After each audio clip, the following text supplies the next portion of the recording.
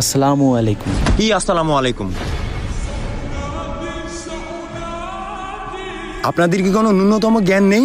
সময় নেই, অসময় নেই, এসে বিরক্ত করতেছেন। আমার মনে হয় আপনারা সবচাইতে ফালতু লোক। গিয়ে কোনো কাজ কাম খুঁজেন। আসছে সালাম দিতে। আসসালামু আলাইকুম। এখনো নির্লজ্জের মতো দাঁড়ায় আছেন কেন? যান। ইন্নাল্লাহা মাস সাবিরিন, ইন্নাল্লাহা মাস সাবিরিন, ইন্নাল্লাহা মাস সাবিরিন।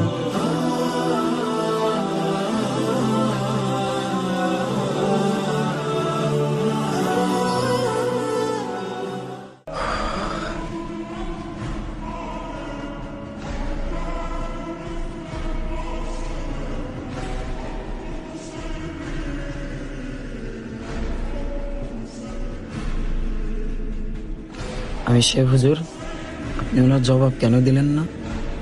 আপনার বলার দরকার ছিল তাবলিগ কোনো ফালতু লোকের কাজ না।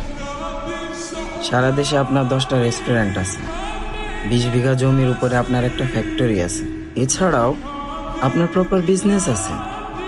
সেলিম ভাইয়ের কথাই বলতেন, উনি তো একজন MBBS ডাক্তার। বললে উনি হয়তো বুঝতে পারতো তাবলিগ কোনোভাবেই ফালতু লোকের কাজ না। নাহিদ ভাই, আমি যদি তাকে টাকা দিয়ে ইমপ্রেস করতে চাইতাম, তাহলে হয়তো তার ভিতরে আল্লাহর দিন পৌঁছাইতো না, বা দিনের ভালোবাসা ঢুকতো না।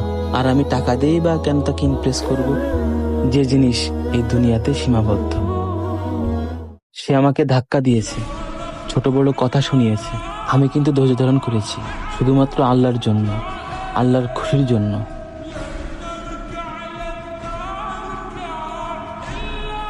হয়তো আমাদের ধৈর্য ধারণ করার ওসিলায় আল্লাহ পাক তাকে মসজিদে নিয়ে আসতে পারেন। আপনি ঠিকই বলেছেন আমির সাহেব। আমির সাহেব, আপনার ধৈর্য আমাকে বাধ্য করেছে মসজিদে আসার জন্য।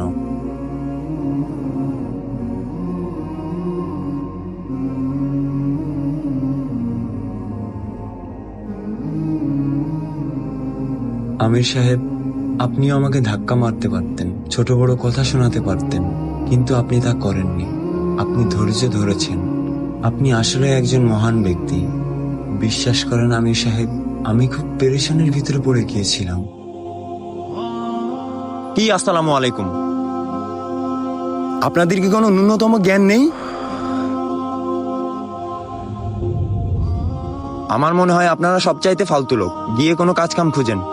আসছে সালাম দিতে। এখনো নির্লজ্জের মতো দাঁড়ায় আছেন কেন? যান।